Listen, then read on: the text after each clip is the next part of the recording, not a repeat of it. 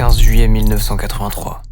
Alors que l'industrie débute une crise aux États-Unis sans précédent, principalement causée par le leader du marché Atari, qui ne cesse de surproduire ses jeux qui ne font que perdre en qualité au profit du joueur, le jeu vidéo voit ses ventes s'écrouler, entachant ainsi son image auprès du grand public. Mais c'est cependant au Japon qu'un certain Nintendo, déjà bien installé sur le marché grâce à ses Game & Watch, considérés comme les premières consoles portables, ainsi qu'au franc succès de ses bornes d'arcade Donkey Kong, qu'il lance sa seconde console de salon, la Nintendo Family's Computer, ou plus communément appelée la Famicom. Console qui sera 2 ans plus tard, en 1985, repensée et redesignée pour convenir au marché américain de l'époque en Nintendo Entertainment System.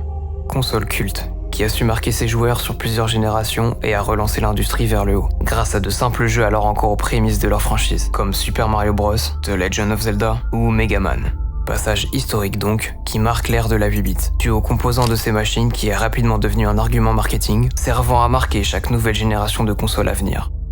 Et qui aujourd'hui est devenu une esthétique reconnaissable du jeu vidéo. Sujet qui mériterait une vidéo à lui seul tant il est passionnant selon moi.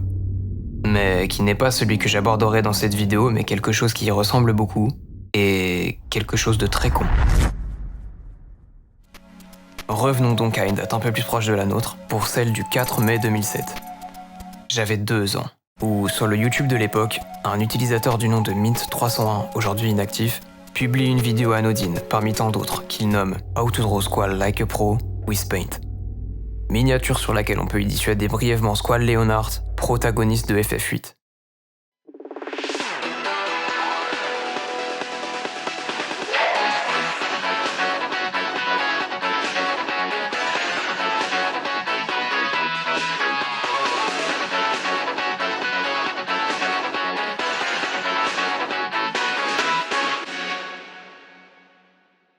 Bon.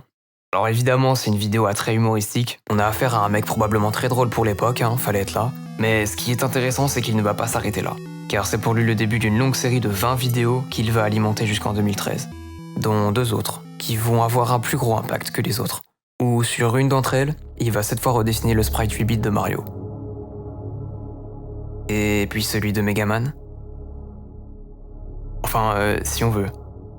On arrive alors quasiment aujourd'hui en 2023, 14 ans plus tard, où la communauté animation sur internet va s'amuser à discuter et débattre sur un nouveau terme qui a été inventé et qui va rapidement devenir une esthétique propre, qui est aujourd'hui référencée sur le fandom du Aesthetic Wiki. L'esthétique So Rétro. Aussi appelée Trashy Rétro ou encore So Rétro, et donc une esthétique sarcastique qui a vu ses débuts influencés par des artistes au dessin comme Mint301 justement, qui auraient alors tenté de copier l'esthétique 8 bits de l'époque, jouant sur la nostalgie, mais qui ont totalement échoué à le faire. Ou qui n'ont mis simplement aucun effort dans leur conception. Un gif est d'ailleurs devenu très populaire où on y retrouve le sprite 8 bits de Mario, très mal animé, sur lequel on comprend bien l'intention. Peu après, l'esthétique s'est développée davantage, permettant d'ironiser sur les grandes entreprises, qui auraient alors elles aussi tenté de copier l'esthétique 8 bits au cours de l'histoire, et quelques clichés parfois que le jeu vidéo de l'époque se traîne derrière lui, comme par exemple un vieux jeu de Cartoon Network qui s'appelle Cheese Quest 3D de Brother Lady Saga, où on contrôle ce truc, je sais pas ce que c'est, qui avance et qui, comme on peut le voir, semble être dérangeant par la différence de taille entre les pixels des sprites, avec une association de couleurs étranges qui serait complètement différente si le jeu avait été développé sur NES. Alors évidemment, il y a d'autres exemples que je ne vais pas prendre le temps de citer, mais en voilà quelques-uns, comme Code Monkey, série télévisée, ou encore la série YouTube Dorkly Beats, qui parodie les plus grands titres de l'ère 8 bits. L'esthétique a été aussi utilisée par la suite pour parler de jeux 3D souvent modernes qui reprennent les sprites de l'époque, et qui selon les personnes, peut être encore plus dérangeants, genre Sonic Superstars ou Mario Odyssey, similaires aux figurines Amiibo sorties un peu avant, et qui me font énormément penser au film Pixels de 2015. Alors, avec le recul, c'est évidemment une esthétique de nerd, mais j'ai su la trouver suffisamment amusante à décortiquer et tenter de l'expliquer. Les esthétiques, c'est un sujet qui me passionne.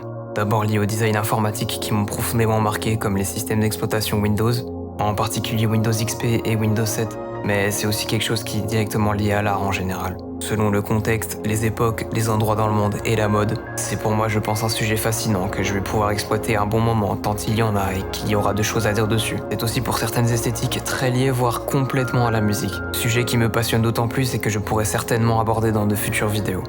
En tout cas, cette vidéo était un test. C'était un peu un exercice que je me suis donné à moi-même pour me permettre d'actualiser un peu ce dont je suis capable. Mais en tout cas, j'espère que j'aurai su rendre ce sujet ou ce concept intéressant, ludique et qu'il saura être apprécié.